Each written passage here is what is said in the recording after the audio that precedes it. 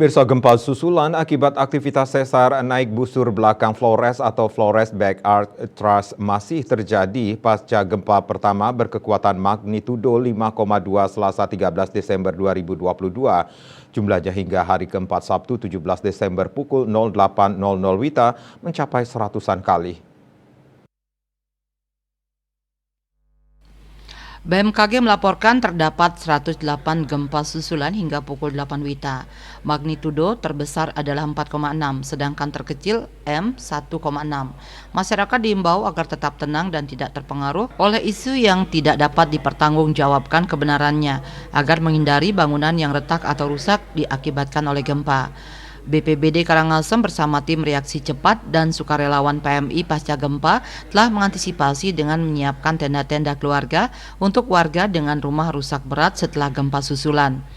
Data terakhir terdapat 42 titik kerusakan. Rinciannya, 30 rumah rusak ringan, tempat ibadah pribadi ataupun pura sebanyak 5 rusak ringan, tempat ibadah umum 3 titik kerusakan, instansi pemerintahan 1 unit kantor yang rusak ringan, dan juga ada fasilitas umum sebanyak 1 unit.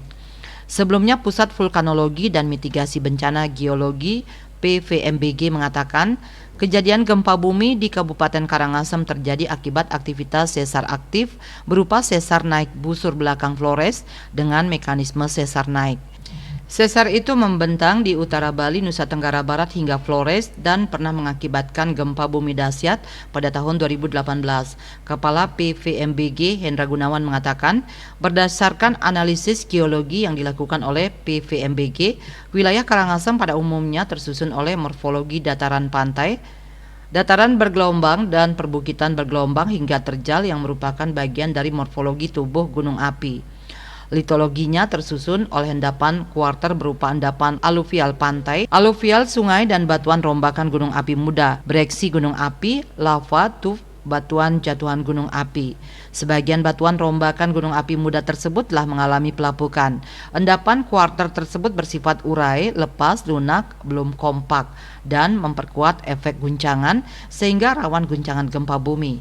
Selain itu, pada morfologi perbukitan bergelombang hingga terjal yang tersusun oleh batuan rombakan gunung api muda yang telah mengalami pelapukan berpotensi terjadi gerakan tanah yang dapat dipicu oleh guncangan gempa bumi kuat dan curah hujan tinggi. Menurut data Badan Geologi, sebaran permukiman penduduk yang terlanda guncangan gempa bumi sebagian besar terletak pada kawasan rawan bencana gempa bumi menengah hingga tinggi.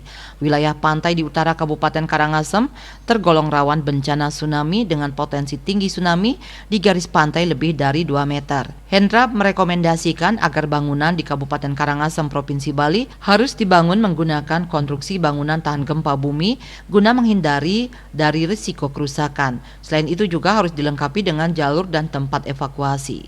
KMB Bali Pos melaporkan.